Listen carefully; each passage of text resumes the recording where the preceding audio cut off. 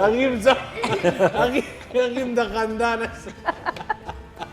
دا د چې د شهنشاه پسې خاندې تاسو زموږ زرداد بلبل پسې پسې دا د شهنشاه پورې شهنشاه پورې خاندې صحیح ده فیلینګ دینه وختي سوالي تاسو تاسو کوله غواړم پلیز ته نو کې لګ دوباره زه خلکو ته خودل غواړم چې څومره مشکل ژوند دی د دې او بیا هم د الله تبارک وتعالى څومره شکرونه دي غواړو دا کوله جی بالکل څنګه چې دا مسلسل وختي او ما وایي کنه چې کله کله پکې بیخي اړو سیملو نشي نو کله نو امیدي کیږي کو نه په الله باندې ما صبر او شکر مثلا غواړو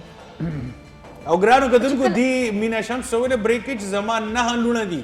بالکل زمان نشته او په ټول باندې حفظ کوي لګي په ټول باندې سبق ویلې ده او وی زمونږ کور کې تقریبا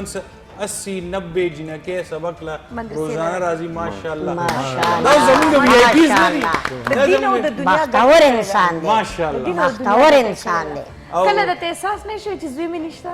افسوس خو خامخا چې ما خپل ته یو مېلمه راشي لکه کنه ما جنکې برخونه چې وته بالکل بس هغه په انتظار یې څوک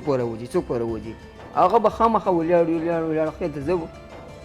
ځنې ملغل دی یا ولاړ شي یا به مغه خو دروازه غوړ ته ناس وي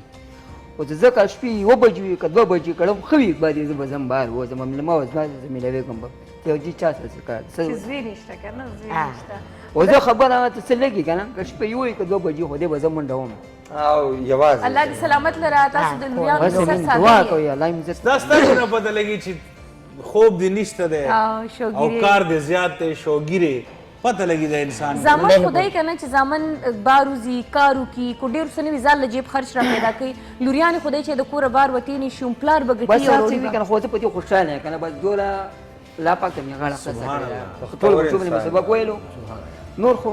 د لا خوخه دې کوم ګرګیا برکات الله دې خلر الله دې لوریان د پاره سلامت لره الله چې چاله دولت ورکړي دي یا شهرت ورکړي دي صحت ورکړي دي چاله اولاد ورکړي نرینا یا چاله زنانه ورکړي دي چاله ندی ورکړي دا سيزونه څوک سخت مزدوري کوي په دې هر څه کې د الله تعالی خپل یو حکمت دی او دا یا ساتي کم سړی چې مزدوري دیاړي کوي کده پدې شکر وباسي او پدې د خوشاله وي کنه د دې په شا باندې چې څه حکمت د الله غمون ته پته نشته داغه الله خبر دی او د دې ډیر اجرونه دي او الله وت په لګه کې کم کسله چې الله پاک دولت ورکړي دي اولاد ول ورکړي نرینه ول ورکړي د ډیر غټ امتحان کې دي د هم په دې کې د الله یو حکمت ته او دا اوس الله پاک ګوري چې زما دا بندا کم چې ما غریب پیدا کړ کم می خ پیدا کړ دي دوه دغه معنا شکر وباسي یا دغه کې صبر کوي زما په دې ورکړه باندې زما په دې ورکړه باندې څومره صبر خدای زما غټه خبره ده ګوره